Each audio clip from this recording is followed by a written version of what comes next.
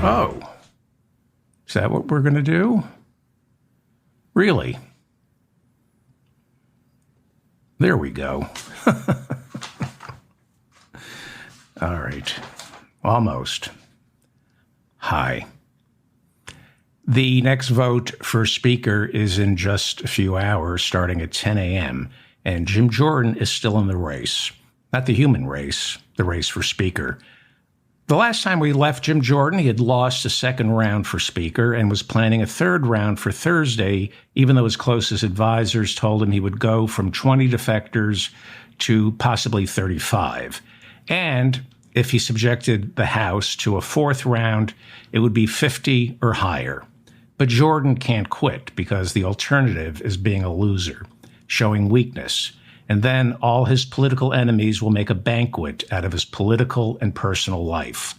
What do you think? We're conducting another live poll in our chat room. The vote is scheduled only hours away. Will Jim Jordan submit himself to another round of endless humiliation? Let me know what you think in the chat room. I'll have the results of the audience poll at the end of this morning's program. This is the mop-up for October 20th, 2023. Jim Jordan can't afford not to be feared. He doesn't have friends. He only has tenuous alliances. And there's a scandal brewing back home. There are dozens of Ohio State University wrestlers who are willing to testify that when Jim was their wrestling coach, he looked the other way, or even worse, while the team doctor sexually assaulted hundreds of the wrestlers Jim Jordan coached over the years, the wrestlers he was supposed to protect. There are accusations that Jim Jordan is guilty of witness tampering in this case. There are some nasty repercussions back home in Ohio awaiting Jim Jordan's fall from grace. And like the Republicans who voted twice for Jordan, the people back home protecting him will stand alongside Jim Jordan only for so long, only until he's no longer useful, no longer powerful, and no longer someone to be feared. Who knows what else will come out of the Jim Jordan wrestling scandal? What else is not being told? What's happening in Congress this morning isn't about Israel, Ukraine, the border, fentanyl, crime, or inflation. What's happening right now in Washington is about democracy and January 6th. The Republicans right now are reaping what they sowed in Jim Jordan. There are many in the Republican caucus who think unless they destroy Jim Jordan, there will be no party left, no Congress, and no democracy. Jim Jordan's political career must be destroyed, or there is no going forward for the party, for Congress, for government, democracy, and America. Jim Jordan runs on a Napoleonic concoction of anger, fear, power, paranoia, and adrenaline. By Wednesday night, he was in free fall, and it continued throughout Thursday morning. The problem solvers saw a problem, and they thought they solved it. Let's make Patrick McHenry the temporary speaker through a resolution, not through an election. Nope, a bill that would make him speaker for 30, possibly 60 days so the House could get back to work.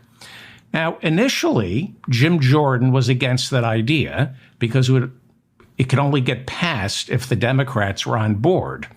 He knew there would be stiff opposition, especially among the people who brought him to the dance, the Freedom Caucus. So at first, Jordan said absolutely not. But then he had a change of cold, dark heart. He said, let's vote on McHenry. He said, before I go for a third round, let's go for McHenry. So why did Jim Jordan pivot? He thought a vote on McHenry would expose the traitors in the Republican Party. Let's smoke them out so we can destroy these Republicans who are willing to provide aid and comfort to the enemy. In the deep, dark bunker of Jim Jordan's mind, you can't move forward until you know where the enemy is, and who. He is in permanent attack mode, and it's unsettling when he doesn't know who to attack. So if we force a vote on McHenry, then Jim knows who in this party he needs to crush.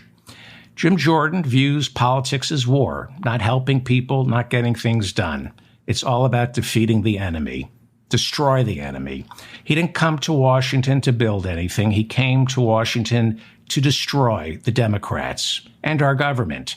He figured that every Republican came for the same reason, which they don't.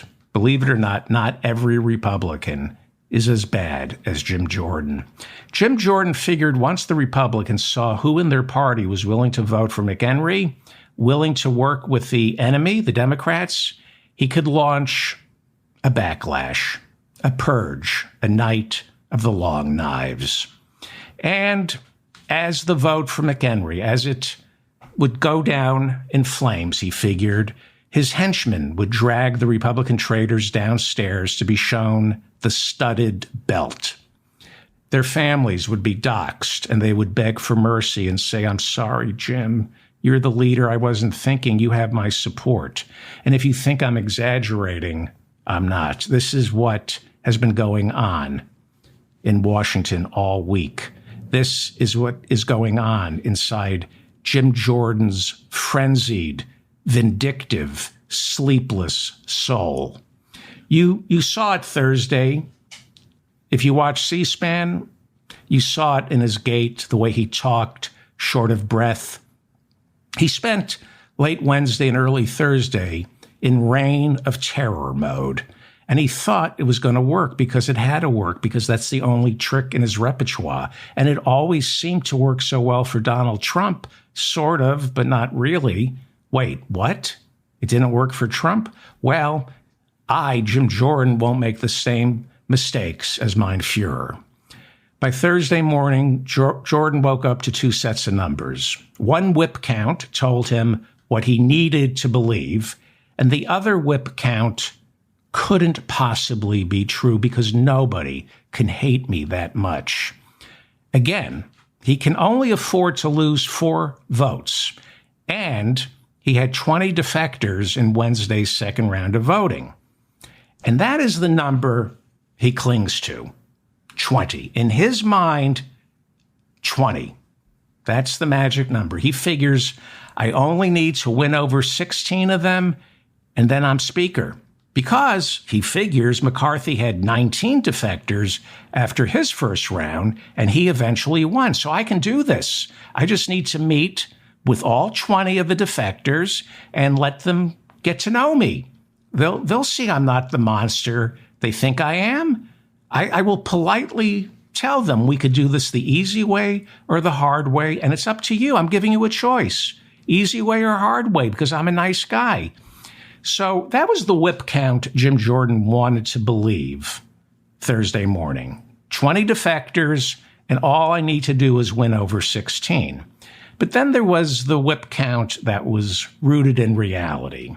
People like Kevin McCarthy, who was going through the motions of supporting Jim, told him, "The Odyssey is leaking oxygen, Jim. You just lost the moon. I'm not even sure we can get you home." So Jim canceled the third round early Thursday because he knew, at least when Kevin McCarthy was talking to him, that if they went to the floor for a third round, that would be it. If he lost the third round, the conference would meet and demand he step down as the nominee so they could find someone else not to become speaker. Jim thought long and hard. I can figure this out. Work the problem, Jim, work the problem. Okay, what do we have in the way of good? Well, right now, I'm the official nominee for speaker, and that's good, right? And I've only lost 2 rounds. Kevin McCarthy lost 14 rounds. I'm still a viable candidate. Okay, so we can work with that. Good, Jim. Okay, so what if I sign on to the McHenry plan? That buys me some time to dial back the temperature in the caucus. And McHenry, he's no threat to me. He'll be a placeholder, and then I can beat him. Let him be Speaker for 30, 60 days, and I don't drop out of the race. I'm still the candidate, the nominee for Speaker. I'll tell everyone I'm putting the campaign on pause for the good of the country. Yeah, that's good. That's good. It makes me look like a statesman. See, everyone didn't think I would compromise, but I'm supporting McHenry. I'm working with the problem solvers, and that buys me more time to wear down the 20 defectors who didn't vote for me. Maybe I can spend 30, 60 days showing them I'm fun and nice and not the ogre I really am. And forget Kevin McCarthy, what he told me. Forget that. He told me there's as many as 60 Never Jordans in the caucus. You don't think I don't know what he's trying to do? He's trying to psych me out because he still wants to be Speaker. Well, that's not going to happen. All I know is I had 20 defectors. It said so on the ballot. So all I need is to win over 16 of them. There's no way 60 people in the caucus want to destroy me. No way. And so instead of a third round of voting, the Republicans went into conference Thursday night. And for the first time in human history, it looked like the problem solvers would prevail. It was going to be the triumph of the centrists. Alas, as it always is with the problem solvers, it was not to be. The Republicans gathered, and by the time they even sat down, this is true, by the time they even sat down, before the meeting even began, everyone knew the McHenry plan was dead. They didn't even have to start the meeting. They knew. There was no need for a vote. There wasn't a vote inside the conference because there was not even a need anymore to be there. There was nothing to discuss Thursday night. So the conversation started off with niceties and well-intentions, as riots so often do. The wise sages reportedly spoke first. The lawyers. We must hear from the lawyers. And they questioned whether the McHenry plan was even constitutional. Can you elect a temporary speaker through a resolution with no election and no challenger? Chip Roy, the raging Texan who had been up all night browbeating the holdouts to vote for Jim Jordan if they know what's good for their country, as well as their wife and children's physical safety, Chip Roy asked, "Is this what our voters sent us to Washington for? Do we really want a placeholder, McHenry? Do you really want to kick the can down the road when we can bend down, pick up the can, and smash it into a fine metallic paste with our bare hands?" Okay, I don't know if Chip Roy said that, but he would have. And then it was downhill from the bottom of the hill. From the bottom of Capitol Hill, nobody knew there was more hill to go down. There was. The subject turned to loyalty, as it became obvious that for McHenry to become Speaker through a resolution, these Republicans would have to work with Democrats.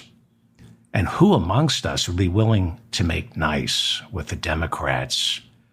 The very thing that unites the five factions of the Republican caucus is their hatred and mistrust for Democrats. The problem solvers were not moderates. They are Republicans in name only, probably recording this meeting for Hakeem Jeffries, pat him down Clemenza, and see if he's wired. You took a blood oath to be part of this Republican family, and now you're talking with Barzini, that pimp? There is no path forward. And during the meeting Thursday night, Republicans realized that if anybody went with the problem solvers, reached across the aisle, and worked to get McHenry as a temporary speaker, that would be beyond the breach within the Republican caucus. There would be a permanent rift, an irreparable rift. Now, that was the calculus going into the McHenry compromise, as I call it. It was to destroy the Freedom Caucus by working with the Democrats. Indeed, it was a purge. It was the moderates' attempt at a purge. It was a way of telling the Freedom Caucus, some of us in this room have more in common with moderate Democrats like Josh Gottheimer than we do with this swarm of far-right locusts feasting on everything we want. Well, all it takes is 4 Republicans to kill anybody's hope of becoming Speaker. The problem solvers would need a commitment from Hakeem Jeffries, the House Minority Leader, to guarantee a supply line of Democrats flooding into the Republican column to keep up with the Republican defectors flowing out. The Republicans began to see it as a blood transfusion that would give them AIDS. It was, in effect, Republicans substituting the Freedom Caucus with the Democrats. Instead of the far right gumming up their agenda, whatever that agenda is, I have no idea, it would be the far left socialist Hakeem Jeffries gumming up their agenda. We might as well make Cornel West our speaker. The meeting grew eerily calm. Most of the members stayed seated, but checked out and their Twitter feed. They checked out and they checked their Twitter feed. They weren't even listening. It was the same old rehashing of the same old concerns with the same old people saying the same old things, just that so they could have the same old feeling that somebody was listening to them. What am I doing here? Most of them thought. I hate my life. I wonder if there's anything left in that pipe my daughter and her boyfriend left on my desk. How do we end this meeting before somebody gets hurt? Because so many in the room had too much to drink and others not enough, tempers flared. The problem solvers kept pushing McHenry, who just sat there as the reluctant cardinal being handed the shoes of a fisherman and then being told, ooh, they're not your size. So sorry, Cardinal McHenry. These are size 14, you're size 4.5, no Pope for you. No matter how hard the problem solvers fought for McHenry and insisted this was a win, the loudest voices in the room said it was surrender. It would be a tacit admission that Republicans are so bad at governing they can't even elect their own leader, which is true. Now, remember, nobody gets to be Speaker if they lose 4 members of the caucus. Turns out Lincoln got it wrong. What he should have said is a house with just a teeny-weeny piece sliced off cannot stand. It dawned on some that division by default was now the party's official platform. Any 4 members, any mini coalition had the power to activate the brakes by yanking the rope and bringing the railroad to a halt. Having that power, along with Congressman Clay Higgins' brandy and rum-soaked breath, was intoxicating. For some, knowing they had that power, well, that was enough. I like this. I can form mini alliances, get 3 other Republicans to form a bloc, and now we're the bullies. And so the most anti-democratic iteration of any political party in modern American history was suddenly consumed by the rapturous euphoria of power to the people. Marjorie Taylor Greene was humbled by the insanity that was going on in the room Thursday night. She literally, this is true, she literally warned everyone to put their egos aside. Yes, Marjorie Taylor Greene said that. She said, it's not about you. It's not about your petty grievances. Now is the time, she said, for apologies and forgiveness. Marjorie Taylor Greene said that. But when Marjorie Taylor Greene becomes the voice of reason, there is no reason. The party that had mastered tyranny of the minority had created a caucus of mini tyrants, every man a despot. All I need is 3 more mini autocrats to join me, and we can crush anyone. And isn't that what Republican politics has turned out to be? Crushing everyone. They study the established hierarchy. They keep the hierarchy in place, but replace each rung of the hierarchy with someone else less qualified. The hierarchy doesn't get touched. Only the people inhabiting it. Throwing them off. That's what Republicans do. Throw people off the hierarchy.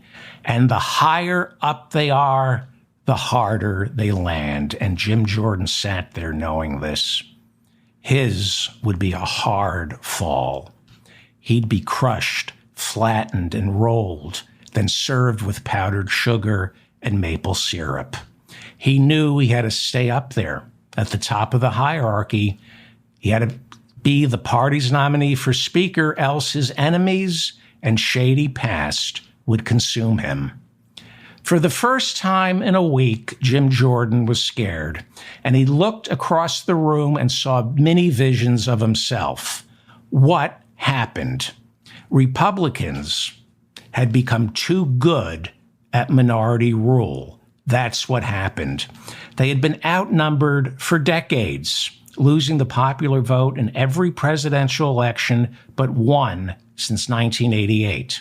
So they had to learn how to work the gears of the machine that worked for them and grind down the gears of the machine that didn't work for them, all in the service of the richest 1% who, outnumbered by the 99%, also learned to master the art of minority rule. Luckily, the slaveholding author of the Constitution, James Madison, gave them all plenty to work with, like the Electoral College, 2 senators from each state, no matter what the population, and a Supreme Court that defies the popular will on issues like Citizens United, giving even more power to the 1%. There was also the filibuster in the Senate, gerrymandering in the House, and a right-wing fossil fuel-funded voter suppression apparatus that rolled back much of the Voting Rights Act. Yes, a handful of billionaires masterfully clung to power despite being woefully outnumbered. And now, in that room on Capitol Hill Thursday night, the tyranny of the minority was in full bloom.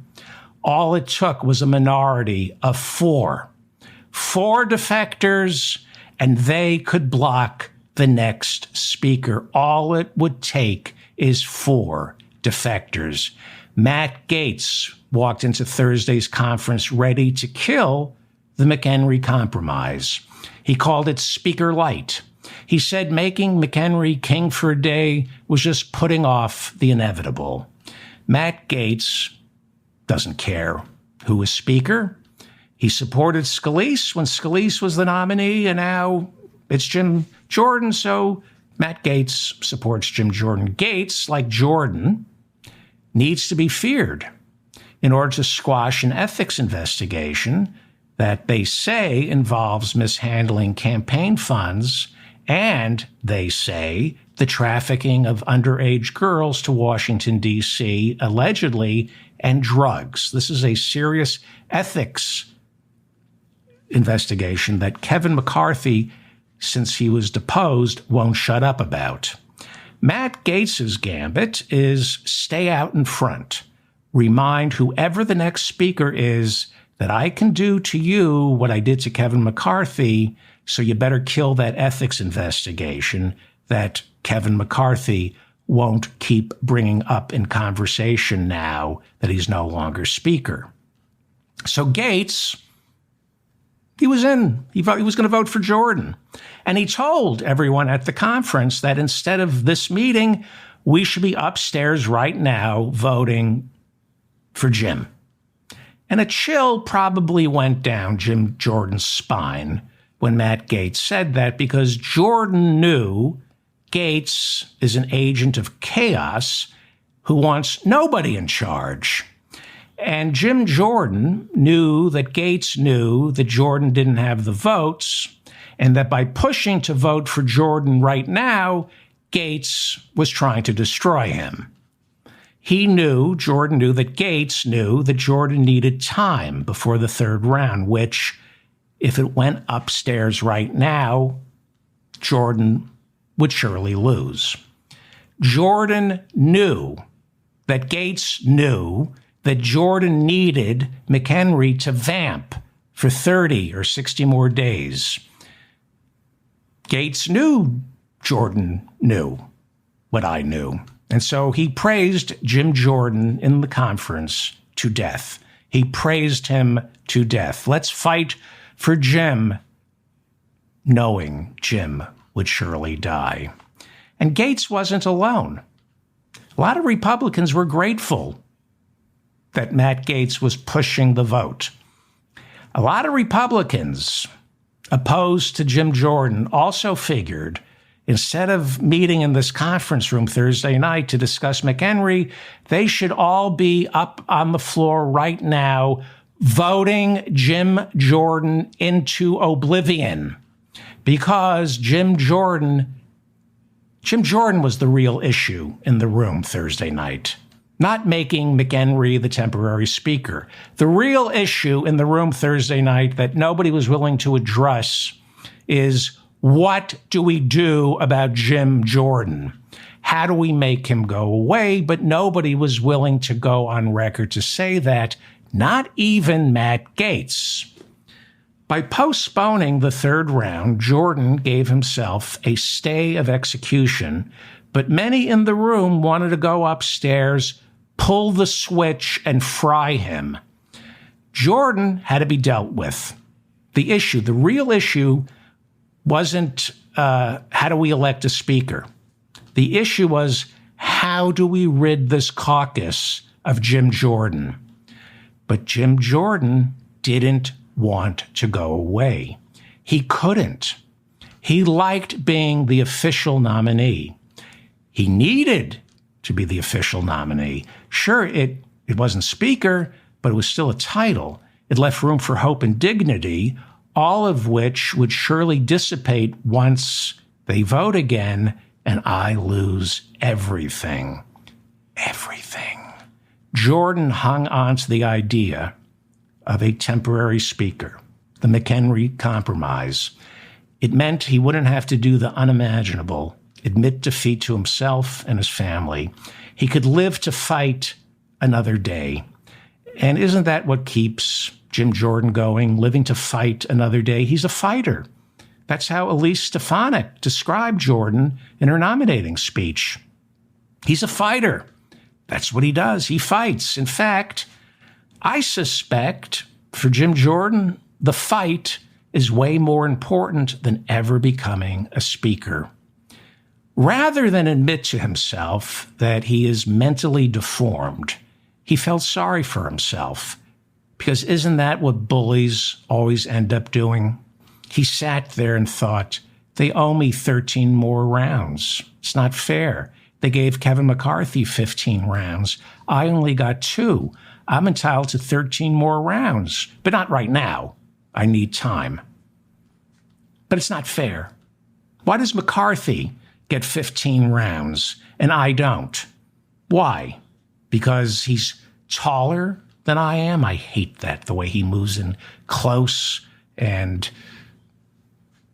towers over me. He moves in close on me when we talk so he can look down on me, and I have to look up the way I've always done all my life to talk to him. I have to look up while he stares at my comb over and then runs his long fingers through his thick shock of Irish hair to remind me that every door I had to heave open with my shoulder, he had already walked through without so much as touching a knob.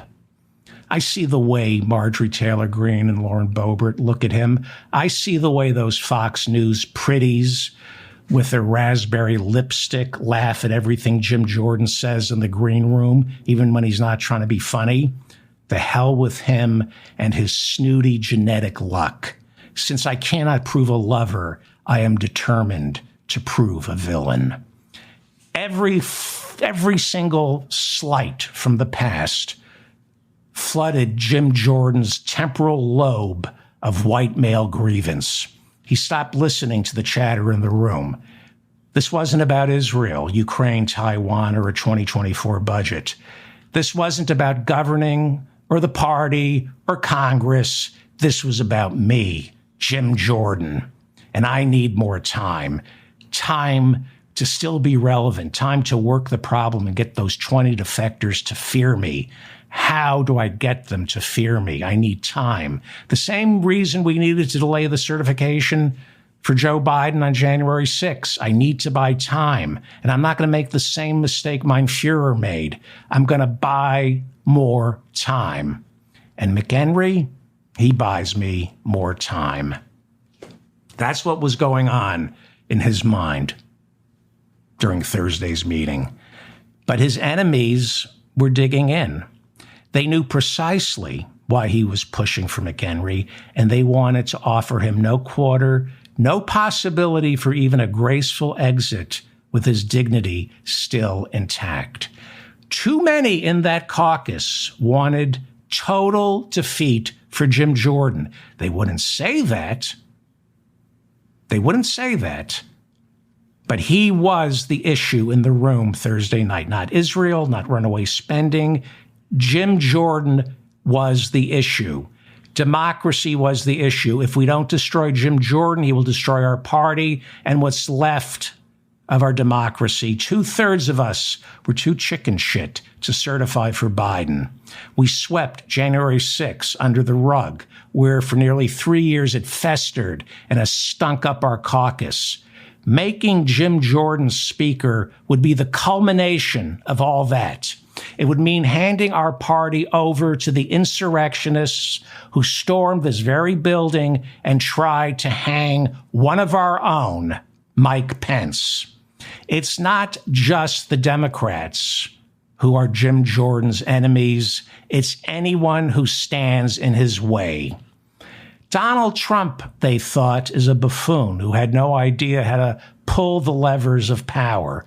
But Jim Jordan, like Ron DeSantis, has been here for decades, working government. He knows how to refit the assembly plant and start manufacturing detention camps. No, Jordan wants it too much. People in the caucus thought to themselves, can't trust anyone who fights so hard for power. Just like Trump in the lead up to January 6th, working every possible angle. Jordan, he won't give up. And as the air grew heavy with bile in that caucus room, more and more of them wanted to make sure their fate would never end up in Jim Jordan's miserly hands. But there was no plan. There were no ideas in that room. There was no alternative to Jim Jordan. And how could there be? This is a caucus of wrecking balls who introduced nearly 100 resolutions during the Trump administration to get rid of Obamacare with absolutely no idea of what would replace it. Like George W. Bush going into Iraq when they fired Kevin McCarthy, nobody thought or cared what comes next. But why should they? When McCarthy ascended to the speakership, he never thought or cared what comes next. From the time Republicans won back the House, there was no flight plan other than taking out the Democrats. So in that caucus room Thursday night, Republicans began to realize who they were up against, themselves. This is who they are. There was no path forward, no leader to take on Jim Jordan, but Jim Jordan couldn't win. They all rose to power tapping into their base's anger. They channel their base's anger. They breathe their base's anger. They are a blob of anger with no conduits, no grand vision to channel that anger into anything other than more anger. It's anger and outrage for the sake of anger and outrage. Left alone in a room with themselves, without Democrats to lash out at, they lash out at each other. Republicans, they just want to smash things. Get rid of McCarthy. Yeah, that feels good. Okay, good. What comes next? Scalise. Okay, yeah. Now let's destroy him. Good. Okay. Jordan? Yeah. Let's destroy him. McHenry? Yeah. Okay, good. What do we break next? Congress? Good. Democracy? Yeah. Let's break everything. These are no longer small government libertarians. These are anarchists. Anyone in power is automatically suspect and must be shattered. It is often mistaken for chaos, but it's really quite orderly. Boehner, then Ryan, then McCarthy, Scalise, and then Jordan, perhaps. Tearing institutions and people into shreds is how they define freedom. Real freedom to these Republicans is freedom from other people. It's a level of hyper-individualism nurtured by hatred, paranoia, bits and pieces of the internet that enables them to be all alone with their dark visions of humanity, convinced they're communing with like-minded individuals. At the top of the Republican chain of being are the billionaires. Then right below them are the Christian right, who police the minds of Republican voters. And below the Christian right are the wannabe billionaires, the professors, scientists, doctors, and lawyers who can be purchased to say fact is false and false is fact. And then at the bottom are the voters, the millions and millions of Republican voters who each day are thrown one fresh reason to be terrified and another to be angry. Keep the base angry and keep them terrified. And then hire politicians to run for office who tap that anger and terror and whip it up into a frothy foam of nonsensical dissent. There's dissent among the angry and terrorized. Doesn't make any sense, but it's frothy and it's foamy. Jim Jordan's entire rise to power was fueled by fear and rage. He offers nothing to voters other than serving as a mirror to all their fear and rage. And when their fear and rage subside, he creates the thunder and rain of confusion that animates the Republican base, even though they don't know why exactly they're so animated. Have you ever seen the people who show up at a Trump rally or to hear Jim Jordan speak? It's a collective anxiety attack. That's what it is. It's generalized fear and worry, but nobody can pinpoint it. Their followers are sweating, shaking, but they can't articulate what's causing it. That's the Republican Party platform, an anxiety attack. We will give you an anxiety attack. We're going to cut your Medicaid, your Social Security, and your Medicare, but we're going to replace it all with an anxiety attack. That's who the Republican voter is. They are susceptible to Republican-induced anxiety attacks so that someone like Donald Trump can come along and say, I can make you feel better. You don't know that I've created this anxiety attack. You don't know that, but I can make you feel better.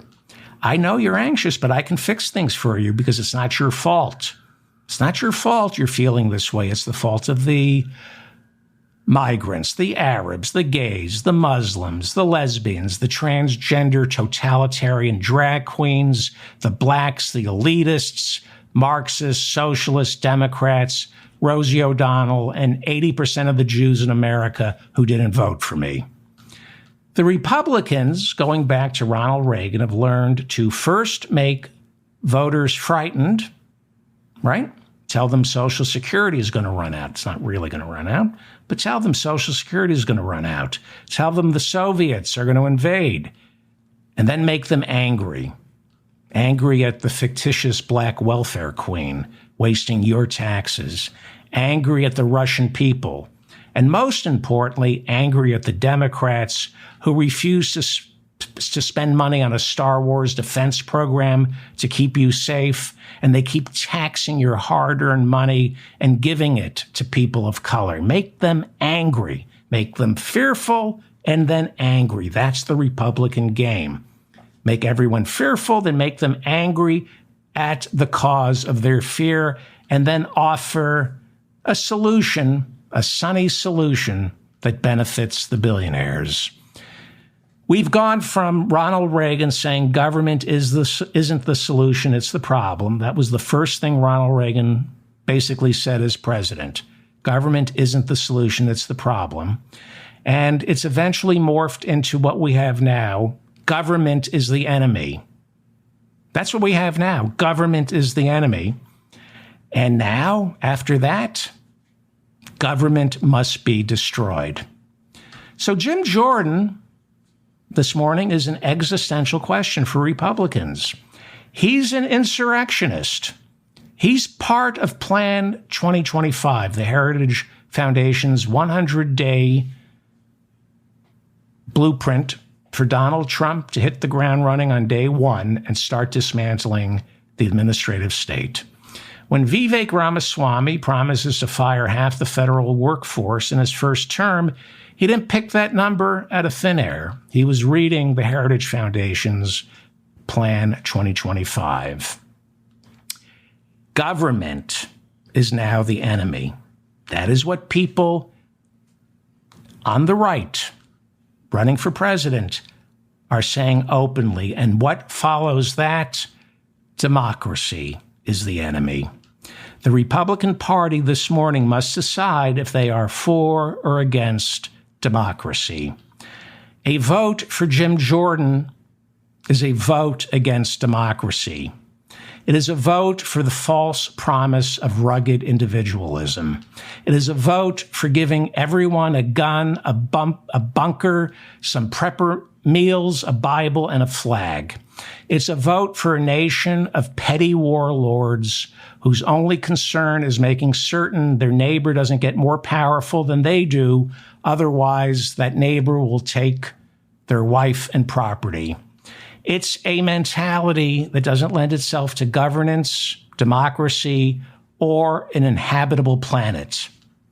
There was a maskless stench in the caucus room Thursday night, a stench that was a bouillabaisse of breath mints, tobacco, cheap aftershave, and expensive brandy. A lot of members of that caucus sleep in their offices, unable to afford an apartment. And for showering and basic hygiene, they rely on the congressional gym, which for some reason has been conveniently closed this week. Most of them needed a shower and were sick of soaping their armpits. And they were angry about that, and someone had to pay. Kevin McCarthy got up to speak to push for his surrogate, McHenry. McCarthy looked rested. He had a shower and a good night's sleep since he doesn't have to crash in his office. He has a room, and I'm not making this up, in Frank Luntz's home. This is true. And Matt Gaetz, whose daddy pays all his bills, was also rested and looking crisp and fresh from the gym in his apartment complex, the gym where the showers worked. And when Kevin McCarthy got up to speak, Matt Gaetz did not want to hear it. Didn't we get rid of you already? You're irrelevant, and so is your button man, Patrick McHenry. And we're not going for Patrick McHenry. We see what you're up to. You're going to trick us into his being a backdoor entrance for you into the speaker's office. So Gaetz this is true. Gaetz interrupted Kevin McCarthy because Gaetz had something important to tell everybody. And what he had to say is, I'm interrupting you, Kevin McCarthy. That's what I have to say. Here are my words about nothing, but I'm interrupting you because I beat you, I won, you're no longer speaker, and here I am interrupting you. I don't know what he actually said, but that was the subtext, right? What he was saying, he was probably talking about how it's unconstitutional to make McHenry a temporary speaker.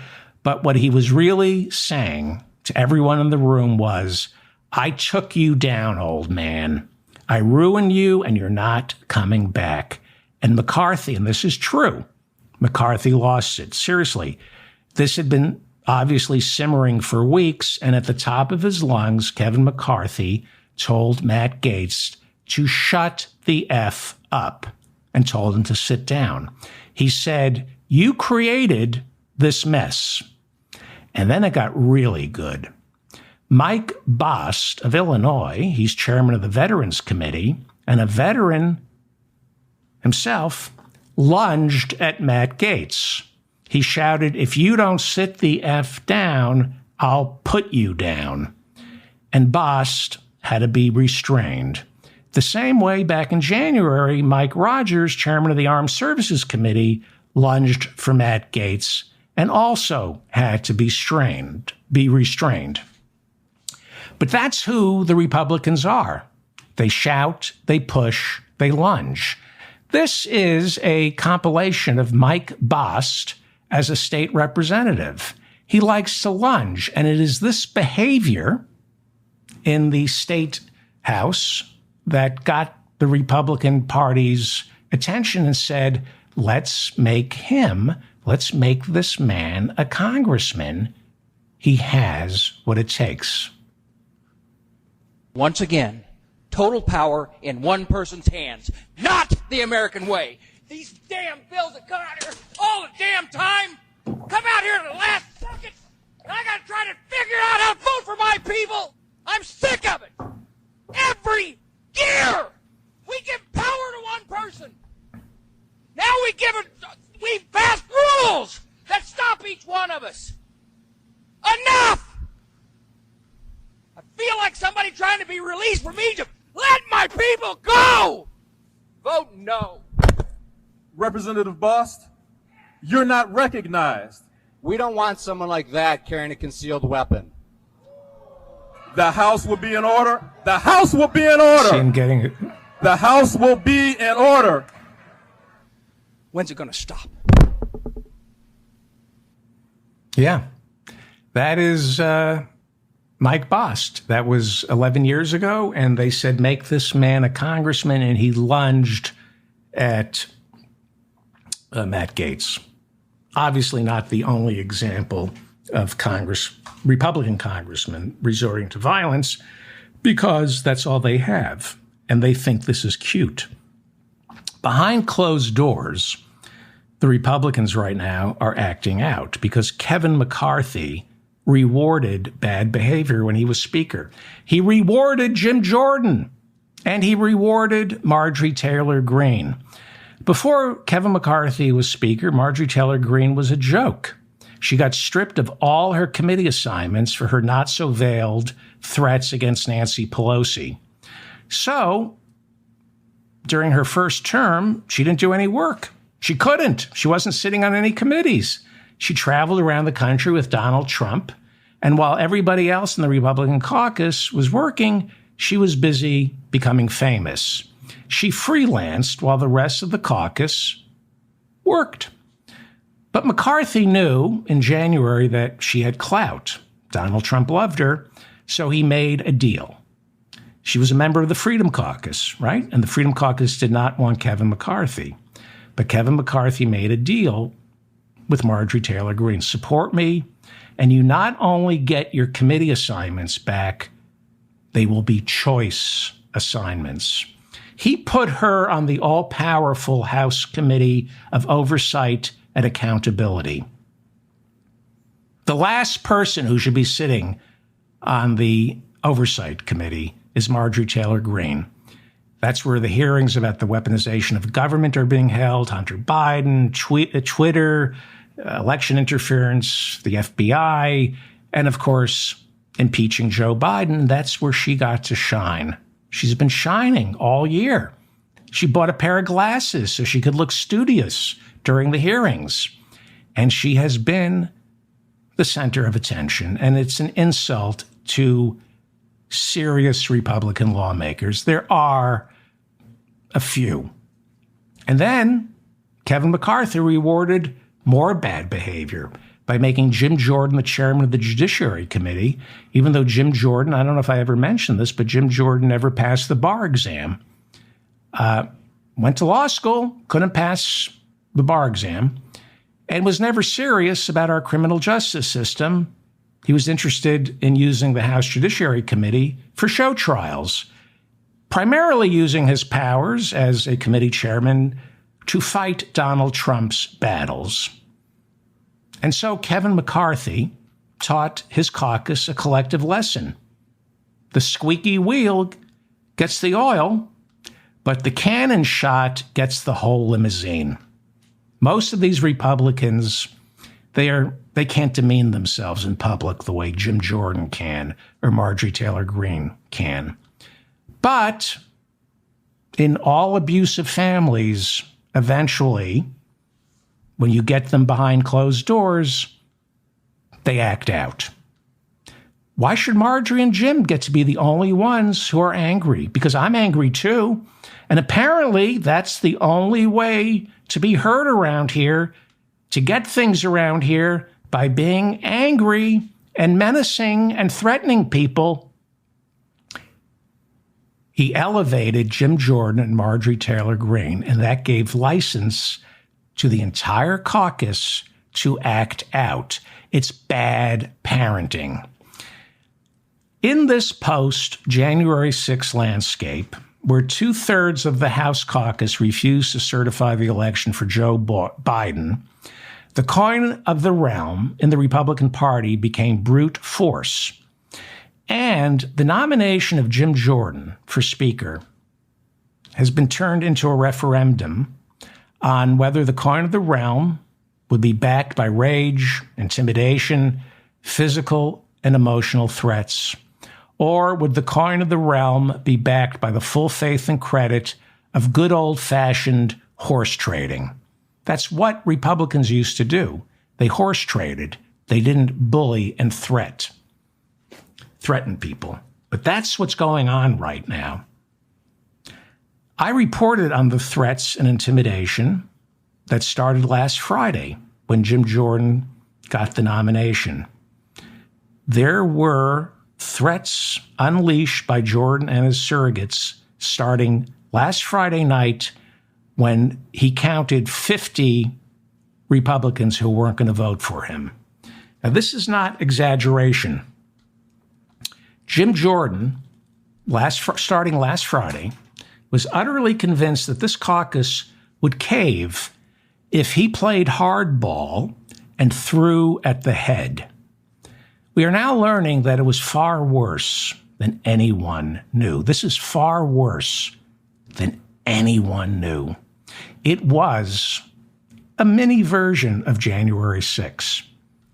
But we should have expected that from an insurrectionist, a man who was intimately linked to Donald Trump's efforts to reverse the 2020 presidential election. Jim Jordan refused to honor a January 6 committee subpoena to tell us what he and Donald Trump talked about on the morning of January 6 and after the insurrection.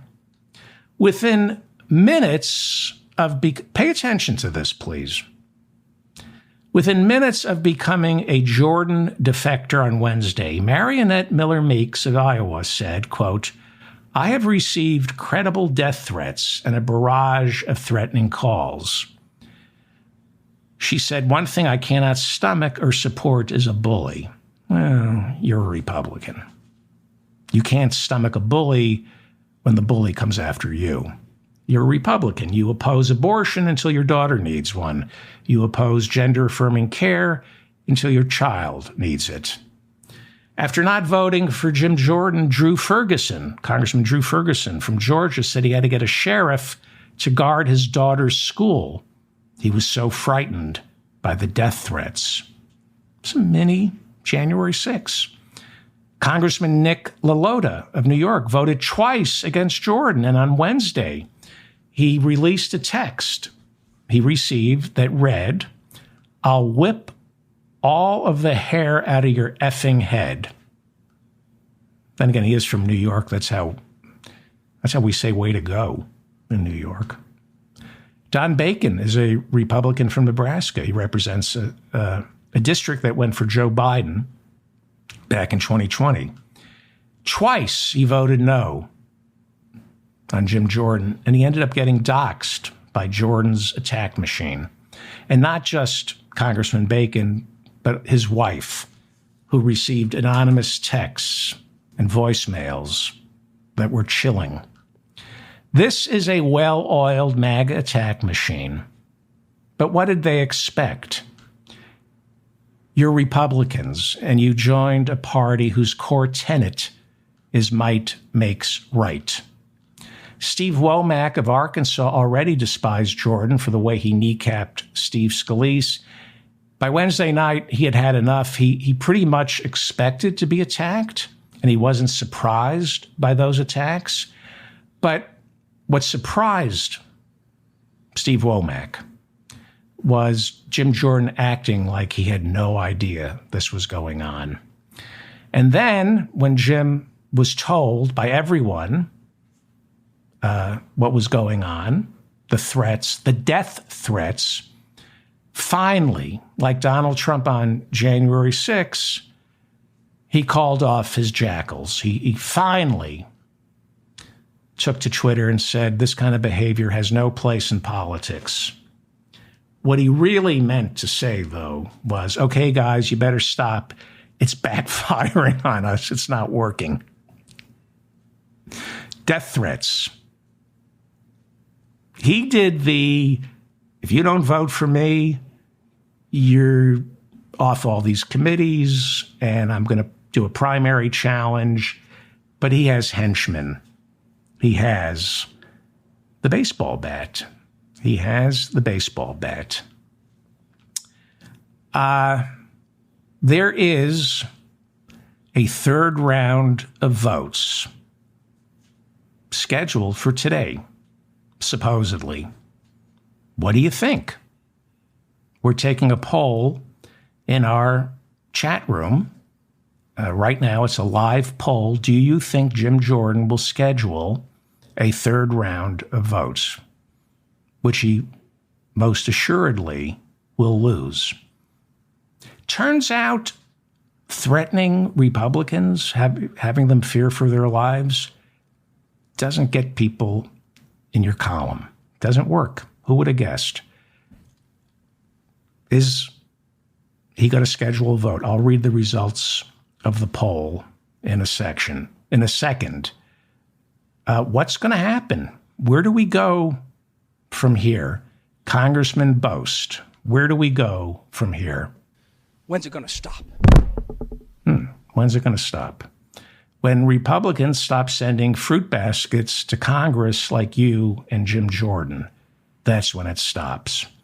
I'm David Feldman, reminding you to stay strong and protect the weak. All right, let's check the poll. Let me see if it's working. Let me see if anybody's here. Okay, hang on. I'm here. Oh, Congressman Bost. Where do we go from here? Who is that? We have the results of the poll. Oh, no, we don't. I thought we do. Here we go. We have 957 votes, and 66% of the people in our chat room say yes, Jim Jordan will bring a vote to the floor this morning. And 34% say he'll surrender. That's interesting. Okay. Okay, but what happens then? He loses. So what does he do? What does he do?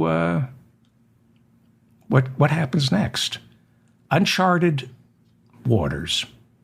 This is uncharted waters. We don't have a speaker. Speaker-free House, day 17. Thank you so much for putting up with me. Thank you for listening. This is an audio podcast. You can download it wherever you get your podcasts. Please share this. The best way to help this show is by sharing it through social media and through emails. Please leave comments. You know, if you're a longtime listener, you know I read all your comments. So thank you for the comments. They inform the direction of the show. Thank you to our moderator. I think it's just Bob who's our moderator. So thank you, Bob. And what else? Please subscribe to this channel. Please like this video so I remain in your feed. And go to my website and subscribe to my newsletter. Hopefully, next time I talk with you, Jim Jordan will be consigned to the dust heap of history. But that's what we said on January 7th, 2021. about Donald Trump. These people never give up. We can't.